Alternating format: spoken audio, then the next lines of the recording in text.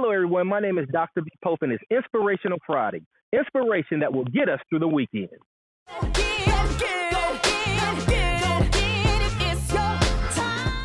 Now, today I want to continue our series on forgiveness, and we learned that forgiveness means letting things go so you can move forward and flourish. And today we want to talk about the type of forgiveness that comes from when you've been hurt in an intimate relationship, such as an ex-boyfriend, ex-girlfriend, maybe even an ex-wife, et cetera, et cetera.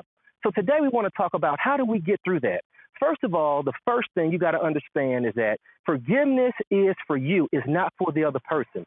So oftentimes we don't forgive because we actually think that we're hurting that person if we don't forgive them. So after you figure that out, what do I need to do, or what do you need to do to move forward? You got to ask yourself, what is causing me to hold on to this grudge? What is causing me to feel this way? You have to figure out exactly what it is that's making you feel that way and analyze it and ask yourself the question, am I giving this person power to make me feel like this over time? Because if you never move forward, there's two things that are going to happen. The first thing, you're going to get so bitter and so angry that you will never, ever let people into that circle of influence around you. You're never going to give your heart away. But the other extreme is this, that you're going to become like that person who you dislike. You're going to become a dog. You're going to become someone who just hates people and treats people the wrong way. And I've seen this in relationships. I know a guy who had gotten hurt years ago by a female, so now he just dogs females out and he takes pride in that. But the bottom line, he hasn't even forgiven and gotten his heart right. So you don't want to be on that extreme. Next, you got to stop yourself from thinking negative every time that you see that person.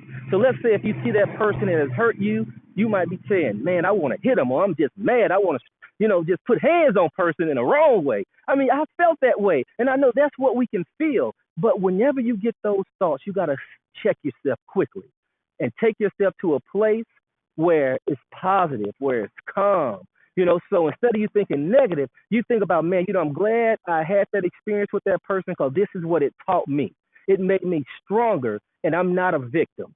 All right. So that's positive. So put that positive spin around it. And also get a support group of people that you can really talk to, some good friends, not cheerleaders all the time, that when you say something bad, they're going to say, that's right. But people that can help you through it because they love you and they want to see you be successful and they want to see you in a happy and productive relationship.